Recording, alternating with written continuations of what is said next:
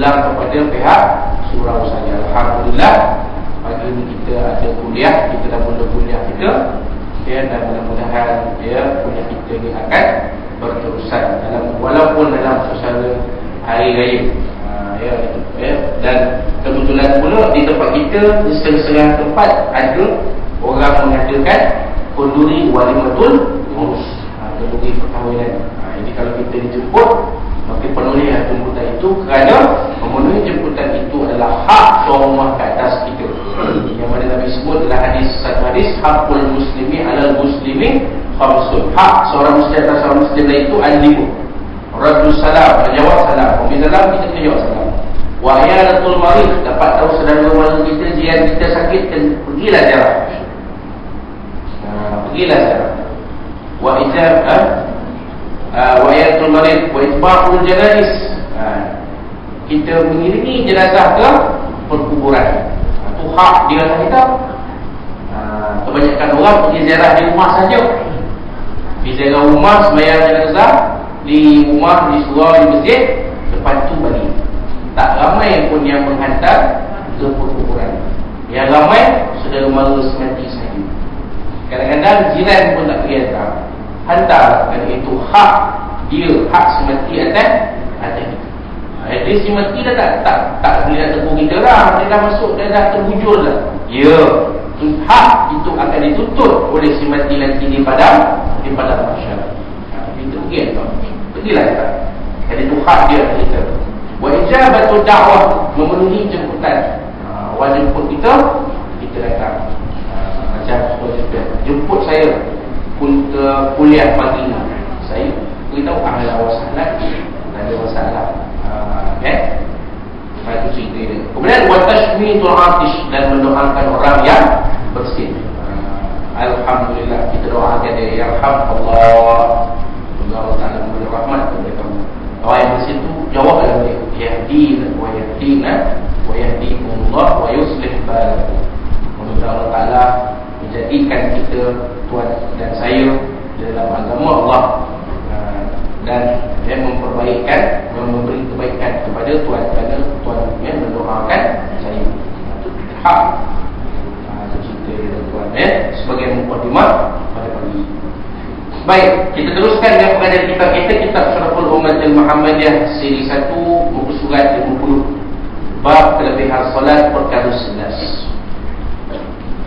Lafaz para kitab ni almarhum Syekh Said Muhammad bin Sa'ad yang berkelasan di dalam Allah Ta'ala, sesungguhnya solat itu adalah sebagai munajat kepada Allah Subhanahu Wa Ta'ala. Hadis terkala hadis Nabi sallallahu alaihi wasallam, an Anas radhiyallahu anhu qala qala Nabi sallallahu alaihi wasallam, innal mu'mina idza kana fi sholati fa inna ma yunaji rabbah fala yabzuqanna baina yadayhi wala ayminihi walakin ayyasari aw tahta qadamayhi. Apa qala sallallahu alaihi wasallam. An Anas radhiyallahu anhu qala, daripada Anas bin Malik, Sayyidina Anas bin Malik radhiyallahu anhu, beliau telah berkata, qala Nabi sallallahu alaihi wasallam, telah bersabda Nabi sallallahu alaihi wasallam, innal mu'mina, sesungguhnya seorang mukmin itu, idza kana fi sholati, apabila dia berada dalam solatnya, fa innama, maka sesungguhnya sesungguhnya dia itu yunaji rabbah, sedang bermunajat kepada Tuhan. Sedang bermunajat. Bermunajat ni apa maknanya? Maknanya sedang berkomunikasi. Dia fakti pun kena sebut betul ni, jangan sebut salah. Kadang-kadang dalam teks khutbah ada perkataan Melayu yang, perkataan Inggeris yang dimelayukan, globalisasi, rasionalisasi, komunikasi. Jadi kena sebut betul. Itulah teks khutbah itu perlu dibaca dan disemak terlebih dahulu. Kebanyakan khatib dia terjatuh kan. Jadi tersebutlah dia globas. Dan bunyi orang Jawa sebut pula globas. Jadi orang pun fikir apa globas ni, macam sabun telur yang basi. Jadi ada Jumaat, lepas Jumaat lupa Tuan Khatib, saya nak tanya sikit. Apa dia tuan? Saya musykin perkataan yang tuan sebut tadi dalam khutbah. Yang mana satu? Globasi. Boleh tak saya tengok teks khutbah yang tuan baca tadi? Tengok. Oh, Tuan Khatib, ini bukan globasi, ini globalisasi. Maksudnya, jadi dia tak semak, dia terus baca globasi. Jadi kita kena sebut betul lah komunikasi. Kan? Liberalisasi. Orang yang duduk di Putrajaya, di KL memang senang nak nyebut tuan. Dia skipping lagi pun skipping London. Kita ni jarang-jarang lupa. Jadi nak sebut betul. Komunikasi ataupun bahasa istilah lamanya, istilah bahasa Melayu yang klasik, perhubungan. Orang yang mengerjakan solat, dia sedang berhubung dengan Tuhannya. Dia sedang mengadu. Kalau dalam solat tahajud tu sedang mengadu kepada Tuhan. Dalam sujud tu, Ya Allah, Ya Allah, Ya Allah, Ya Allah. Macam yang kita buat masa kemula bulan puasa tu lah, bulan Ramadan tu. Masa sembahyang tasbih tu lama sujud. Subhanallah, alhamdulillah, wa la ilaha illallah, wallahu akbar. Subhanallah, walhamdulillah, wa la ilaha illallah, wallahu akbar. Betul sembahyang tasbih. Saya syurkan kalau sembahyang tasbih berjemaah, tasbih itu dibaca biar dahar, biar terang, bukan dibaca sendiri-sendiri, sakit, sesat. Tak payah buat macam dengung lebam aku.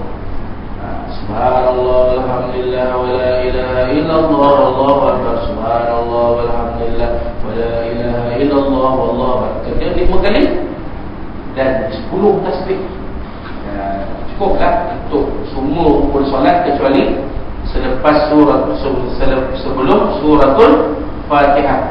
Pada takbiratul ihram tu Allahu akbar, imam baca doa kita. Lepas itu subhanallah, walhamdulillah, wa la ilaha illallah, wallahu akbar. Lagi selesai tu barulah bismillahirrahmanirrahim, alhamdulillahi rabbil alamin. Itu ayat. Amin ayat. Selesai ayat. Dan pas apa?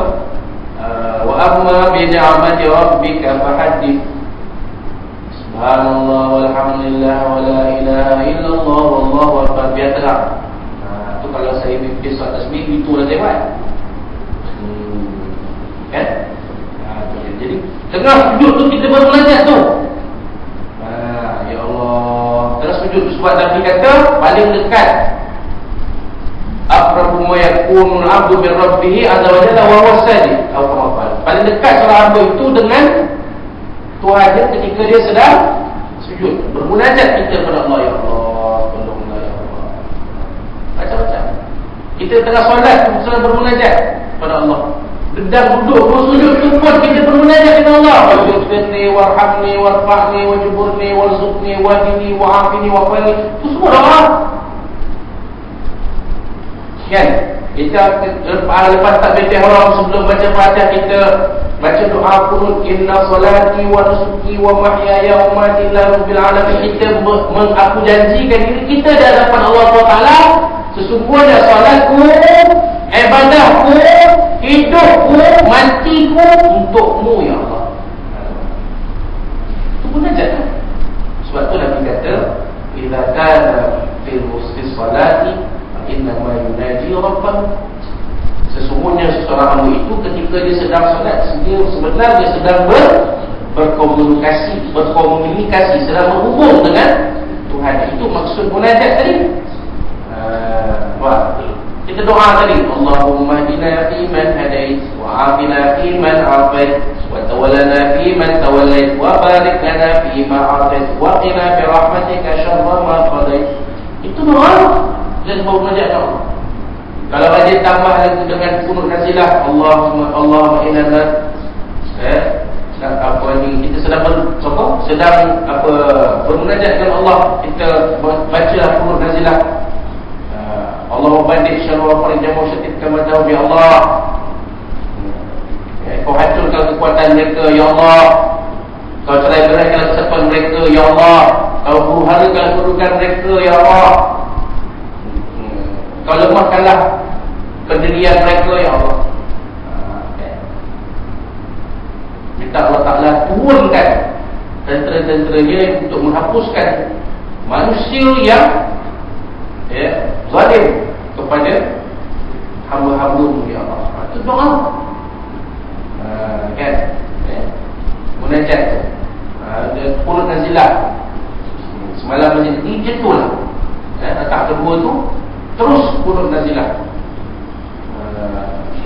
Kan? Kerana Nabi SAW apabila menghadapi sesuatu perkara yang genting, Nabi akan mengamalkan qunut nazilah. Kan? Sebab tu ada setengah ulama berpendapat qunut itu yang wujud hanya qunut nazilah sahaja. Nabi hanya membaca qunut nazilah sahaja. Tapi ulama-ulama mazhab kita pada Syafi'i berpendapat qunut itu sebenarnya bukan saja di dalam qunut nazilah, tetapi dalam solat subuh. Tiap-tiap solat subuh kita disunatkan berdoa, membaca qunut, doa qunut pada rakaat kedua. Itu kita ikut pandangan ulama Imam Asy-Syafi'i, Imam Muhammad bin Asy-Syafi'i dan ulama-ulama mazhab Syafi'i. Yang kita ikut sekarang. Kita jangan ragu-ragu Resha. Semua betul. Yang terima punya betul dan kita punya betul. Tak ada siapa yang salah. Tapi kita berpegang dengan pandangan kita. Yang mengetahui salah betul hanya Allah Subhanahu wa Ta'ala. Sebab itulah Nabi kata, man ijtahada fa aswaba falahu ajran wa man ijtahada fa akhta'a falahu ajrun wahid. Siapa ulama-ulama yang berijtihad betul pada pandangan Allah, dapat 2 pahala. Kalau salah pada pandangan Allah, dapat 1 pahala. Jadi semua pandangan betul. Ya, kerana pandangan-pandangan itu berdasarkan kepada dari Al-Quran dan hadis Nabi sallallahu alaihi wasallam. Jadi tak perlu dia kata dia punya salah, kita punya betul, atau kita punya salah dia punya betul tak? Semua pandangan adalah benar. Yang tak baca bismillah pun betul. Yang kata salah apa? Allahu Akbar, Alhamdulillahirabbil alamin, Ar-Rahmanir Rahim. Ini tak terikut ni. Salah tak sah saya. Tak bismillah. Dah ikut pandangan ulama dia, bismillah tak payah baca. Why? Sebab apa? Sebab pandangan ulama-ulama mazhab dia, bismillah itu bukan satu ayat di dalam Al-Quran. Bukan. Pandangan ulama 3 mazhab. Mazhab Hanafi, Hanbali dan Maliki. Fatihah 7 ayat dalam Fatihah itu tidak termasuk bismillah. Bismillah ni hanya penanda di dalam Al-Quran. Penanda tiap-tiap awal surah dalam Al-Quran seperti surah At-Taubah ialah Bismillahirrahmanirrahim. Tapi dalam mazhab Syafi'i, Muhammad Syafi'i dan ulama mazhab Syafi'i berpandangan bismillah itu salah satu daripada suratul Fatihah, satu ayat dalam suratul Fatihah. Kan? Jadi kita baca kuat. Allahu Akbar, Bismillahirrahmanirrahim, Alhamdulillahirabbil alamin. Betul tak pandangan kita? Betul. Betul tak pandangan demo? Betul. Tak ada pandangan yang salah. So, semuanya berlandaskan kepada dari dalam Al-Quran dan hadis Nabi sallallahu alaihi wasallam. Yang tahu betul salah hanya Allah Subhanahu wa Ta'ala. Sebab apa? Sebab Nabi dah tak ada. Kalau Nabi ada, boleh Nabi putuskan. Kerana keputusan Nabi